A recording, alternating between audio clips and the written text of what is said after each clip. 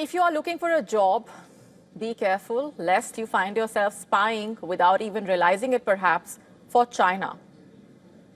You heard that right. China's Spymasters are masquerading allegedly as recruiters on LinkedIn using polished profiles, AI-generated photographs, and some flattery to make contact with people in the British Parliament. This is according to a warning issued by MI5 that says China's Ministry of State Security has been using fake headhunter accounts to seek out potential recruits. Let's just break this down for you. Not just LinkedIn, in fact. MI5 says the Chinese spy agency has also been using other covert operations in the effort to recruit and compromise lawmakers as well as parliamentary staff members in the UK. The warning comes just 2 months after a political scandal in Britain erupted over the collapse of the spy case against a parliamentary researcher and a teacher, accused of funneling sensitive information to China. This latest alert by MI5, issued on Tuesday itself, warned the British lawmakers that the Chinese Foreign Intelligence Service, the Ministry of State Security, had been secretly targeting members of the parliament, government staff members, political consultants, economists, as well as employees of think tanks, allegedly. In a statement in the House of Commons, the security minister has said, I'm quoting now, China is attempting to recruit and cultivate individuals with access to sensitive information about the parliament and the UK government.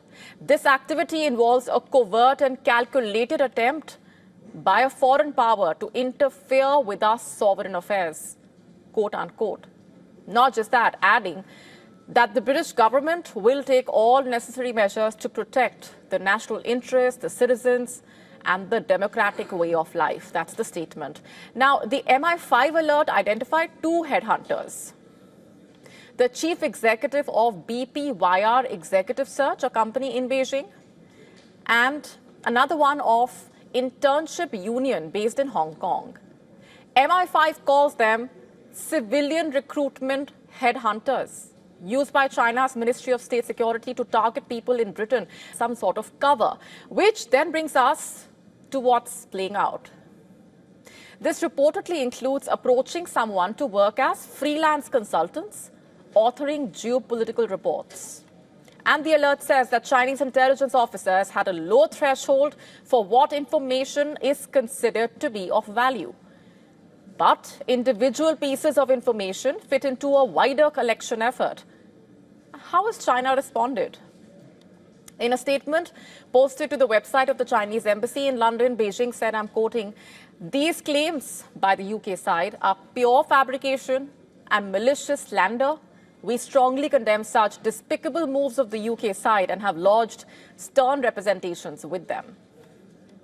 But then Britain insists that it is being targeted by China. Just last month, the Director General of MI5, in fact, said in a speech that China was engaging in cyber espionage and the theft of advanced secrets and had conducted efforts to interfere covertly in UK public life.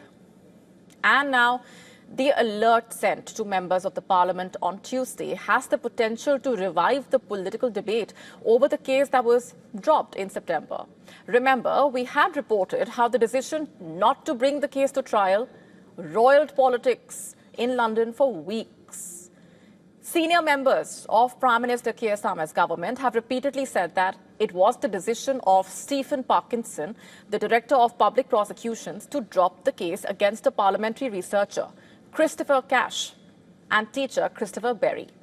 The prosecutor had said that the government's unwillingness to call China a threat at the time meant he could not charge them under the Official Secrets Act.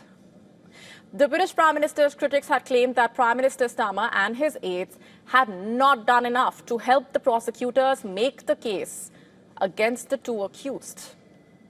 They accused that the Labour government did so in order to maintain trade links with China.